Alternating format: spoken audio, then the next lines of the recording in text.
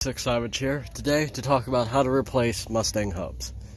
Now, as you can see, I already have the new hub on, but I'll go back and show you what I did. So first thing you're going to do is remove your tire. After you remove your tire, you're going to go ahead and pop this off. When you pop this off, you'll see the nut. You'll break this loose with a 36mm axle nut socket. From there, you will go and remove your rotor and your caliper via the caliper bracket, and you will then,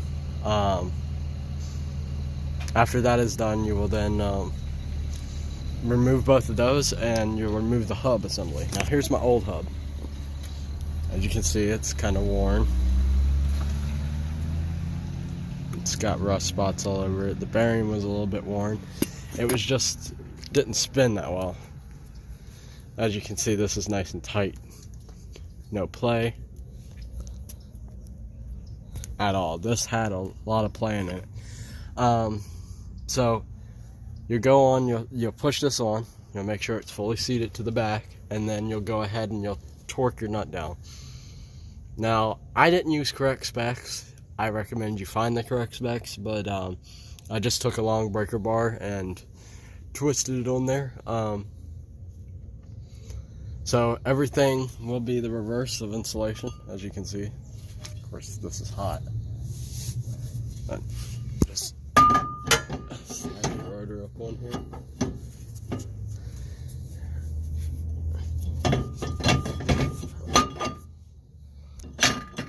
Slide your rotor up on there, and then you'll put your calipers back on.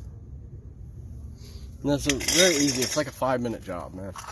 You know, I started this about, say, maybe 10 minutes ago, and then I decided to make a video after I finished, because, you know, I don't do content very well.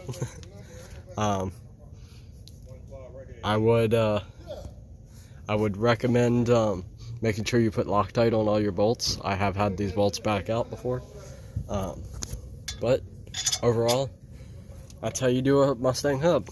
It's not that hard, and a lot of people say, well, I don't know how to do it. Well, yeah, my hardest part was figuring out how it came off.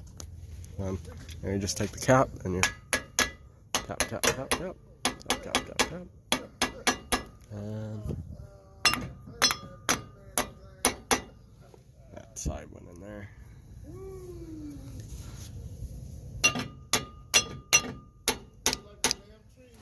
Alright, and the cap's in. That's all for this video. Like and subscribe.